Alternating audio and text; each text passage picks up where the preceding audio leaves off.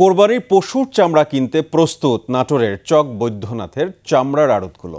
তবে চামড়া সংরক্ষণের মূল উপকরণ লবণের দাম বাড়লে লোকসানের শঙ্কা আড়তদারদের। লবণের দাম স্থিতিশীল রাখা সহ চামড়া পাচার রোধে ব্যবস্থার আশ্বাস প্রশাসনের। এদিকে বকেয়া টাকা আদায় না হওয়া ও ক্রমাগত লোকসানে চামড়া কেনার প্রস্তুতি নেই জয়পুরহাটের আড়তগুলোতে। প্রতিনিধিদের সহায়তায় আরও জানাচ্ছেন খুরশিদ আলম মুকুল। দেশের দ্বিতীয় বৃহত্তম চামড়ার মোকাম নাটোরের চক বৈদ্যনাথে ছোট বড় আড়ত রয়েছে ২৫০। উত্তর ও দক্ষিণাঞ্চল থেকে কুরবানির গরু ছাগলের চামড়া আসে এ মোকামে। ঈদুল আজহা ঘিরে সাজ রব আড়তগুলোতে। চামড়া কিনে সংরক্ষণে প্রস্তুত আড়তদাররা। ধোয়া মোছা সহ নানা কাজে ব্যস্ত শ্রমিক কর্মচারীরাও।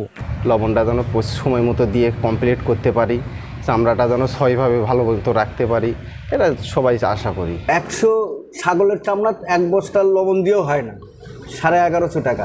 গত মৌসুমের চেয়ে এবার বেশি আমদানির আশা চামড়া শিল্পে জড়িতদের। তবে ন্যায্য মূল্য না পেলে এবং লবণের দাম বাড়লে রয়েছে লোকসানের শঙ্কাও। সবাই প্রস্তুতি নিয়েছি, আমরা চামড়া কিনবো এবং চামড়া লবণ দিয়ে সংরক্ষণ করব। কমপক্ষে ৪০টি জেলা থেকে চামড়া নাটোরে আসবে এবং ব্যাপক আমদানি হবে বলে আমরা আশা করছি এবং আমরা গোটা চামড়াটাই নগদ টাকায় বেচা কেনা করতে পারবো ইনশাল্লাহ। আমরা ঢাকা থেকে টাকা পেলেই আমরা সব কিছু কমপ্লিট করে মাল কেনা বেচার জন্য চিন্তা ভাবনা করবো, বা যা যা লবণ টবণ কেনা লাগে কিনবো। কিন্তু আমরা এখনো লবণ কিনে নেই, কিন্তু লবণের দাম কিছু কমলে আমরা একটু ভালো হয়।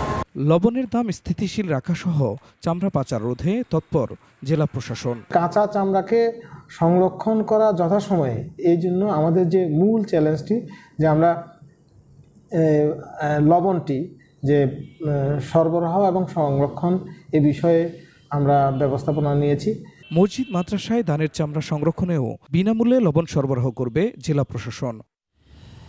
কুরবানির ঈদ ঘিরে জয়পুরহাটের আড়তগুলোতে নেই তেমন প্রস্তুতি।